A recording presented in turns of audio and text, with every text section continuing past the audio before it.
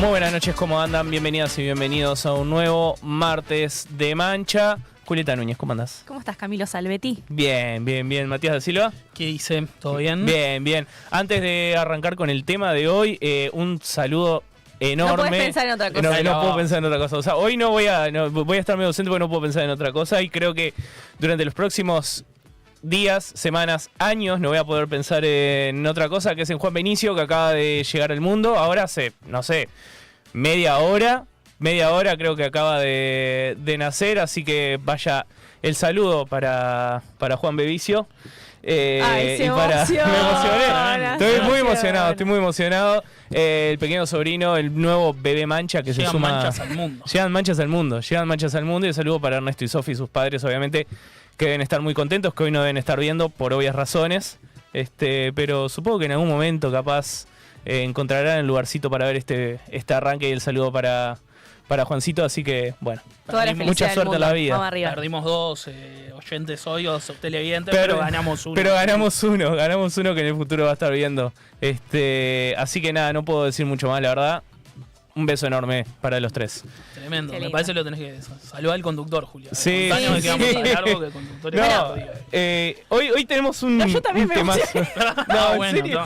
Y no está lindo que nazca gente, la verdad. Es muy lindo, bueno. Sí, es muy lindo. Sí, y es una excepción en los tiempos de hoy. Por eso, sí, claro, ¿no? Y bueno. Claro. Gracias, Ernesto y Sofi, también por aportar a que no nos extingamos de los uruguayos. Ni que hablar. ¿Te emocionaste por Transitiva? ¿Qué te pasó?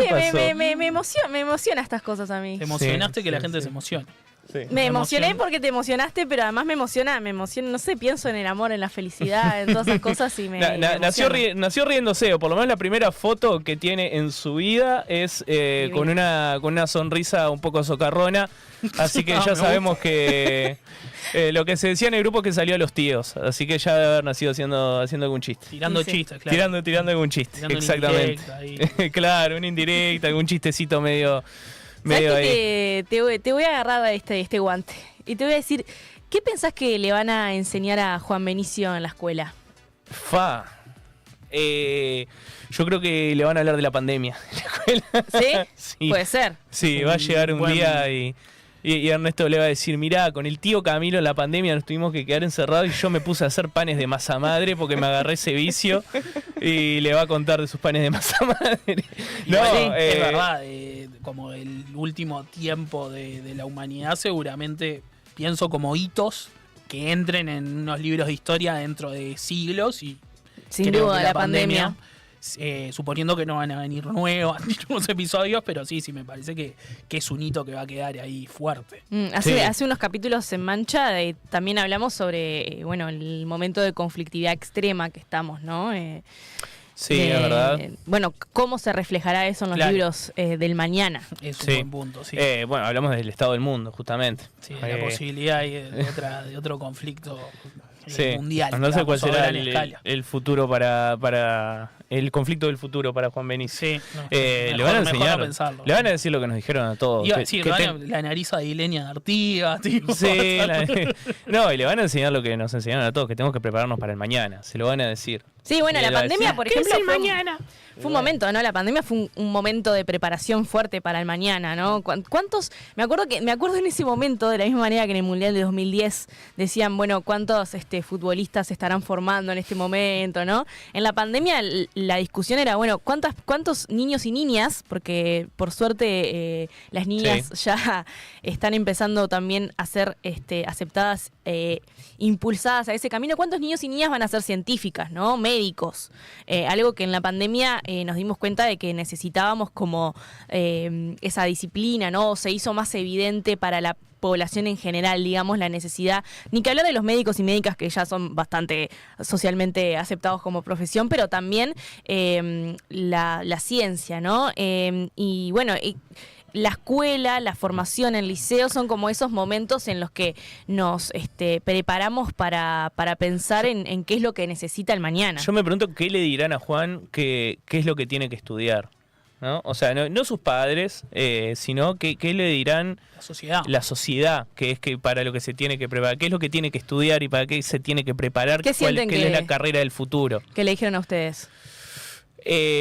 A mí siempre me dijeron que tenía que ser abogado. Yo te iba a decir, yo Muchísimo siento, me lo dijeron. Lo estoy elaborando ahora, pero nosotros somos medio que una generación bisagra en eso, entre para mí lo más tradicional, tipo, no sé, abogado, eso, médico, una formación profesional, y yo siento que ya las nuevas generaciones lo que le plantean es ingeniería, informática, cuestiones de tecnología. Yo ¿no? siento que yo estoy en esa generación, en la generación en la que en el liceo como que empezaron a decir... Quiere decir que sos más chica que yo, eso yo que estoy.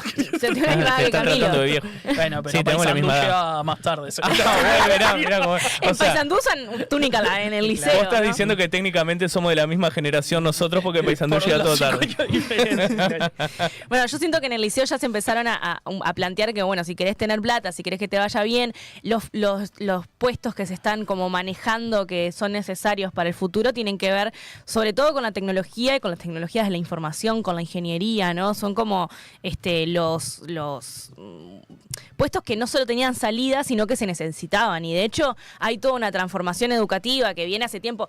No es esta última que impulsó el gobierno pasado, sino como una cosa que se venía hablando desde mucho antes de, bueno, qué fuerza y qué lugar le vamos a dar a estas nuevas tecnologías y a las nuevas necesidades de ¿no? La clásica discusión con la inteligencia artificial. Ya no vamos a precisar cajeros, no vamos a precisar... ¿no? A ver, pues en nuestra época no se hablaba de inteligencia artificial, no, claro, más allá de una película. Pero mi pregunta es si a la vista de los hechos, eso que nos decían, ¿tenían razón?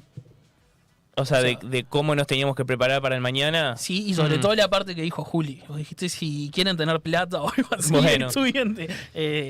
Yo creo que los ingenieros en sistemas siguen teniendo plata, ¿no? Sí. No, sí, claro, por eso. A mí me parece que el planteo era bastante lógico, más allá que obviamente hay algo ahí medio como más personal, de decir, bueno, sí, si la sociedad me pide que yo estudie tal cosa y a mí me gusta estudiar otra, puedo ir por otro lado, pero creo que el status quo ese o esa lógica un poco se cumplió con el paso de los años. La tecnología cada vez fue ocupando un espacio más grande dentro de nuestras vidas, por ende la gente que trabaja vinculada a eso cada vez fue teniendo más poder económico y también creo yo que hoy día tiene otro estatus que capaz antes no tenía.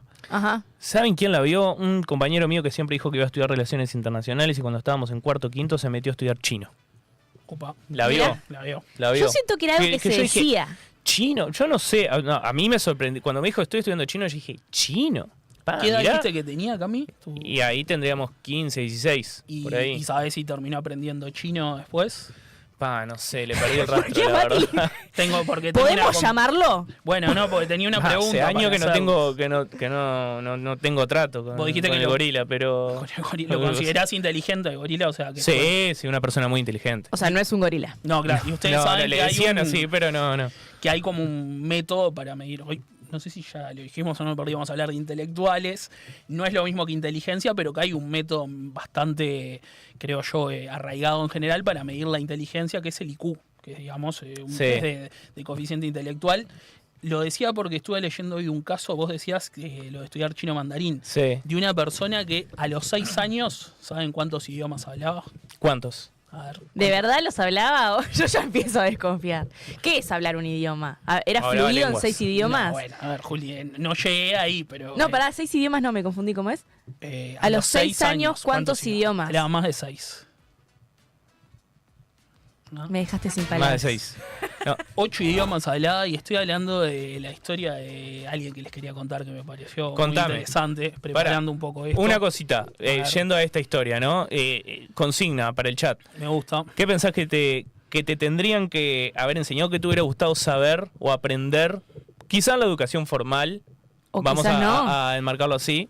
Quizás la educación formal, quizás no, de chico. ¿Qué crees que te habría preparado para el mañana? Que cuando te enfrentaste al mañana. ¿No? Claro, el consejo, porque también otro punto es, ¿qué tanto nos educan para enfrentarnos al mañana? Porque nos lo dicen. ¿Qué tanto nos forman? No, para mí solo nos lo dicen. Y para mí solo nos lo dicen, pero vamos a porque en realidad hay una capa que me parece que es recontra importante y que no solo no está incluida, sino que no estamos como ni la educación formal ni informal, ni nosotros cuando pensamos en esto, ni los adultos que rodean a las infancias, lo piensan, que tiene que ver con, bueno, el mañana para entenderlo hay que explicarlo, ¿no? Sí. Hay que reflexionarlo. Hay que entender el hoy también. Desgranarlo, hay que entender el ayer, el hoy, hay que poder proyectar hacia el mañana, ¿no? Todas esas facetas como también que son parte de nuestra vida, no solo no están presentes, sino que no son una posibilidad cuando pensamos y planeamos en el mañana. Prepararnos para el mañana nunca tiene que ver con pensar en cómo va a ser el mañana, claro. en qué, ¿no? En realidad es, en algún sentido, es prepararse para un hoy o para lo que hoy se piensa que va a ser ese mañana, pero claro, tampoco hay un rumbo claro de hacia dónde va a ser ese mañana y dónde van a ser los conocimientos que se van a premiar. Alfonso Lerete en su programa cuando era candidato a intendente de Canelones tenía una imagen del Canelones del mañana, ¿te acordás? Recuerdo, sí, buena referencia. O sea, ahí tenés una persona que estaba pensando en el mañana. Lo conecto capaz con ahí, ya que hablamos de pensadores. Quiero que, ahora que hablamos de pensadores, claro, quiero ir a esa historia. Quería plantear la consigna para que empiecen a participar en el chat, pero ahora quiero escuchar esto. A esta persona, a los 6 años, hablaba más de ¿cuántos idiomas? 6, más de 6. 8 idiomas. 8 idiomas. Hablaba 8 idiomas, lo habían preparado, había nacido así. ¿Quién era? Traigo la historia. Una vez escucharon hablar de William Sidis. Vamos a decirle William para que quede como un amigo. Es el que inventó los compact disc, ¿no? No, William era Sidis. Yo también recién lo entendí. No, malísimo. Bueno, hablamos de la historia de William, que es considerado la persona más inteligente en la historia del mundo. ¿Cómo se mide eso? ¿Según quién? No, según lo que hablábamos, el IQ. El IQ, su coeficiente intelectual. Claro, para medirlo. Lo interesante de la historia de William es cómo una persona que tuvo el IQ más alto en la historia... ¿Cuánto es el IQ más alto? En su vida. Ya les digo, miren. Para tener como referencia, sí, tenía algunas referencias de lo que son los IQ, coeficiente intelectual, ¿no? Se dice que el del amigo William se ubicaba entre 250 y 300 puntos de IQ. Sí, exacto. ¿Cuánto es el promedio Dicen de una que persona? Una persona normal 115, anda en torno ¿no? a los 100, sí, entre 90 y 110, planteaba. 115 es alto, claro. Vos estás en 115, claro. No. Yo no sé mi IQ. Esta es la clásica de tipo tiro lo que me parece normal para decir que tengo el IQ alto. No, le pedí a mi psicóloga que me hiciera un test de IQ y me dijo que no. ¿Ah, sí? Sí. Bueno, me gusta saber en el chat, a ver si tenemos a alguien que haya sabe su IQ, yo no lo Pero no uno de verdad, porque yo me he hecho varios de esos de internet. Claro, de Instagram. De chica, me los BuzzFeed no te va a decir tu IQ. BuzzFeed no te va a decir tu IQ. Claro, uno de BuzzFeed. Tengo tu datos IQ históricos. según qué músico favorito. Hablamos en torno a 100 una persona normal, grandes genios de la historia. Claro, por ejemplo, yo te tiro un Einstein. ¿Cuánto tenía 160 IQ. Mirá. No sé, Galileo. 185.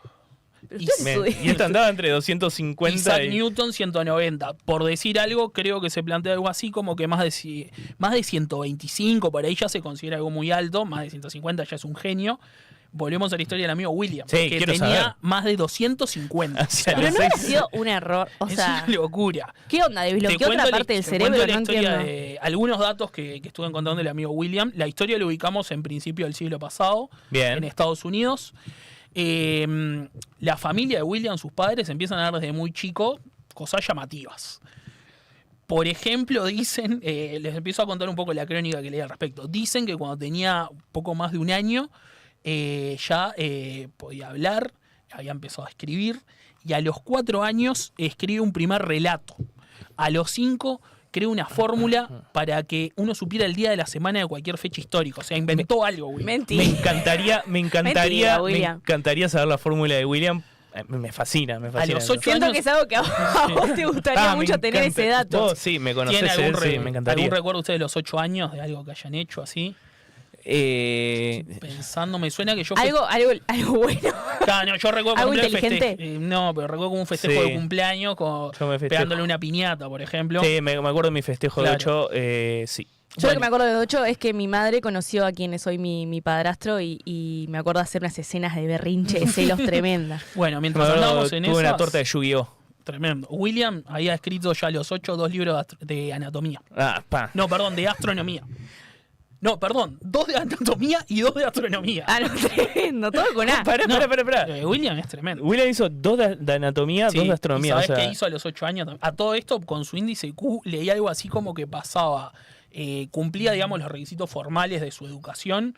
Un año lectivo lo hacía en una semana, William. Como Adam Sandler en la pero película es todo esa. muy Y a los 8 tremendo, ¿no? entró en el MIT, el Instituto de Tecnología de Massachusetts. El MIT. ¿Porque en qué años fue esto? ¿Cuándo vivió? Principios del siglo pasado en Estados Unidos. 1900. Exacto. Y mira, acá justo tengo el dato. En el 1909, William tenía 11 años, así que nació en 1898, como el tricolor. Sí, un año antes de Nacional. Un año antes. Sí, y como 14 antes que Peñarol.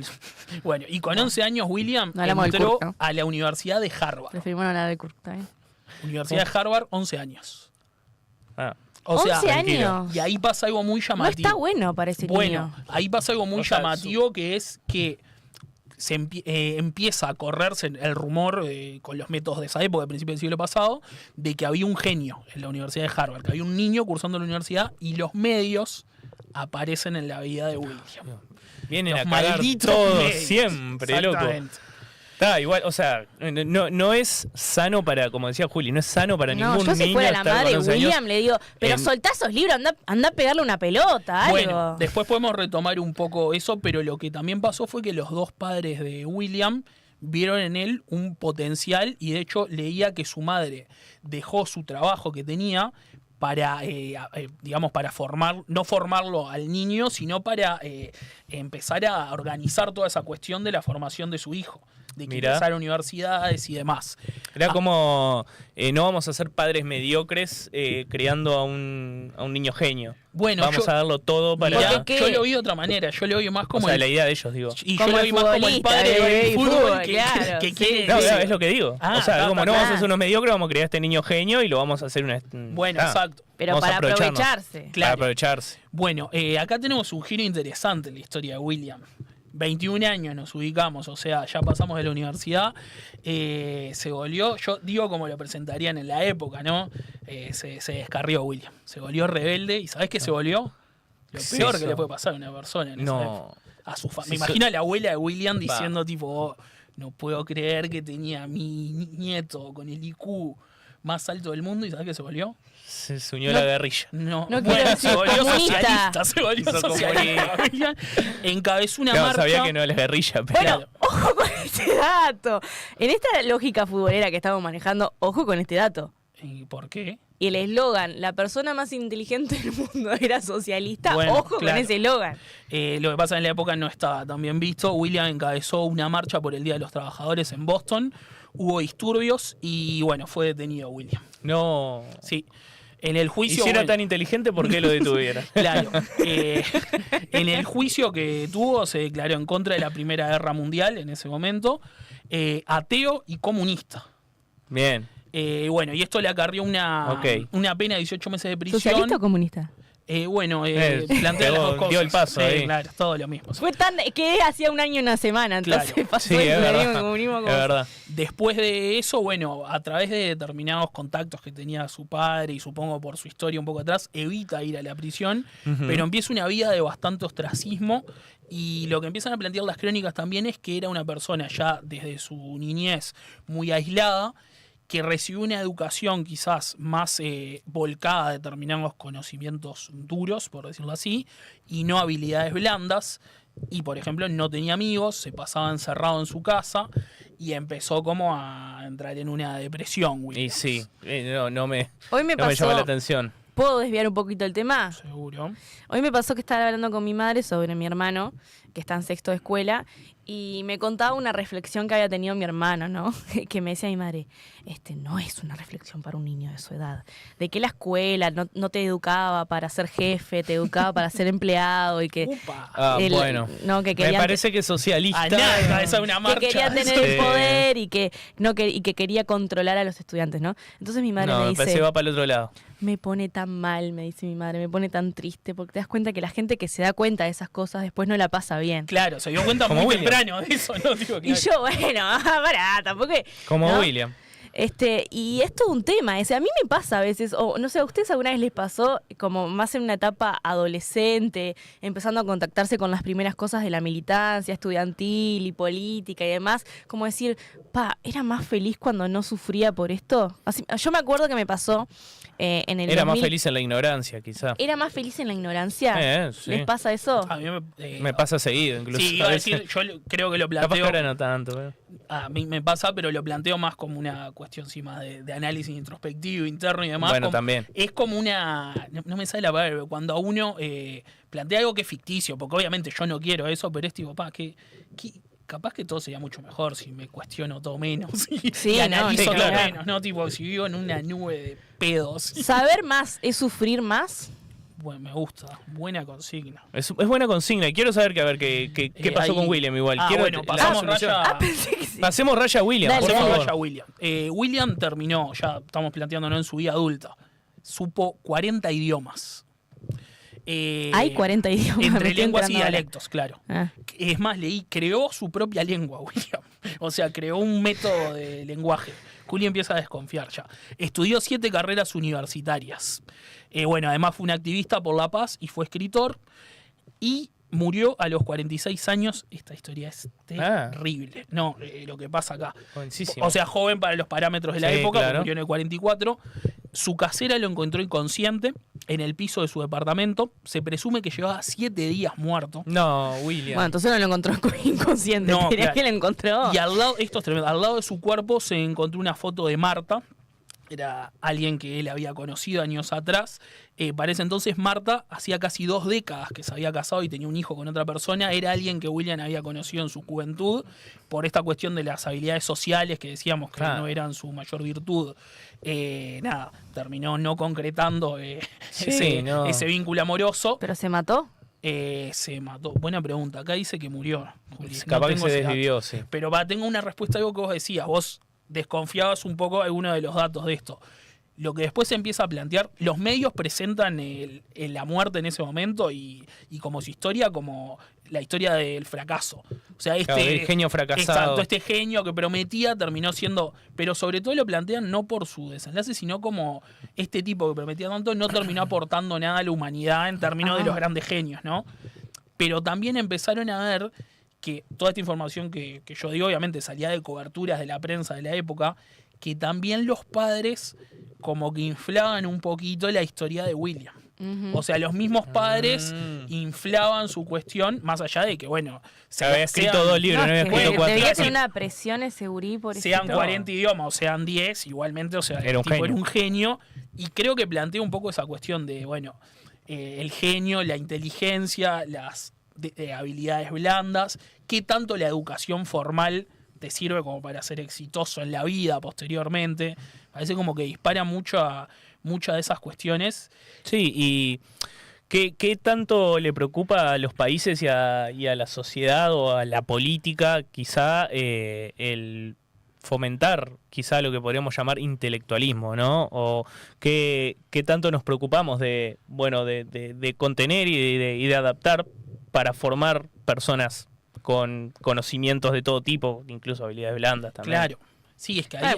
que una cosa es, para mí, una cosa es la inteligencia y otra es el intelectualismo, ¿no? Son dos cosas distintas. Y creo que también, de alguna manera, la historia de William que no conocía y ahora conocí y ya me puse mal. Ya me confieso que me estoy deprimiendo un poco, como la frase de Sin TV.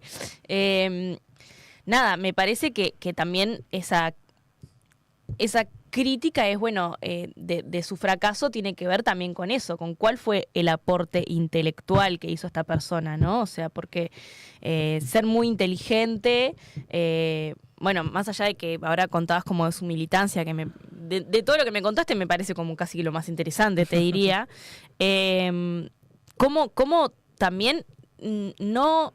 A mí hay una frase que de Borges, que no había pensado en esa frase hasta ahora. Muy bien, nerd. Bien, me gusta que capaz que no es de Borges. De Borges, el del Marginales, ¿no?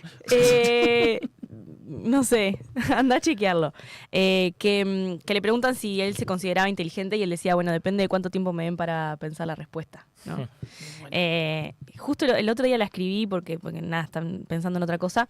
Es una frase que a mí me hace pensar mucho sobre mi propia inteligencia, ¿no? Y sobre cuando me cuesta leer y entender algo y el tiempo que me lleva a llegar a determinadas reflexiones y también cómo me impresiona la solvencia o la velocidad con la que determinadas personas llegan a determinadas reflexiones y a determinados entendimientos sobre las cosas, ¿no? O sea, a mí eso me sorprende un montón. Siento que para llegar yo a mí me pasa que yo desde chica ya era nerd, entonces yo ya tenía como esa aspiración de no sé si descubrir algo, ¿no? Pero de teorizar.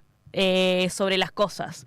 Y, oye, la abandoné hace años esa aspiración, ¿no? Primero porque hay que dedicarle muchísimo tiempo, pero segundo porque me parece que requiere como de un esfuerzo tan tremendo decir algo que valga la pena. Decir algo que valga la pena. Que valga la pena que alguien lo lea, que valga... O sea, y creer que vale la pena. Incluso eso para mí es exacto, como tener el bagaje y la espalda para justamente ser un intelectual y reflexionar sobre la realidad. Pero ¿cuántos intelectuales uruguayos pueden nombrar? Ustedes. Estuvimos haciendo el ejercicio. Sí. Yo entiendo lo que pasa, también hay un campo difuso entre la intelectualidad y la parte más científica, o al menos para mí en cuanto también a la definición. Pero si lo que hablamos un poco en la previa, si definimos la intelectualidad más por las cuestiones del saber, del pensar, de la filosofía, que por hechos como invenciones concretas, ¿no? Para mí va más por ese lado. Exacto. Sí. Hacíamos una lista, pero es brava. Y sobre todo, creo que también es muy difícil identificar a los intelectuales en términos contemporáneos. O sea, es mucho más fácil distinguirlos. Mirar para atrás. Mirarlos para atrás. Sin embargo, todo intelectual reflexiona sobre su época también. Entonces, sí. O no, a veces reflexiona sobre épocas pasadas. Pero eso también conlleva una reflexión sobre la época. Claro, tiene un bagaje en el presente. Sí. Bien, vamos a estar hablando ahora en el próximo bloque sobre este libro, sobre un intelectual uruguayo, Alberto Metol Ferrer, un estudio sobre el verticalismo latinoamericano. Es un libro de Gabriel de la Coste, un compañero de acá de la casa también. Vamos a conversar... De la Coste. Ah, de la Coste, no de la casa. Muy bueno, muy bueno. Yo te lo aplaudo, ¿viste? No como... Intelectuales. Claro, chistes intelectuales. Perdón. Vamos a estar hablando de este libro, pero en realidad vamos a estar reflexionando un poco sobre esto que decíamos, ¿no? Sobre qué es el intelectualismo, qué lugar tiene en Uruguay, qué lugar tiene en la discusión política y en la discusión social. Vamos a ver un pequeño informe elaborado como siempre por Santiago Alegre y ya venimos.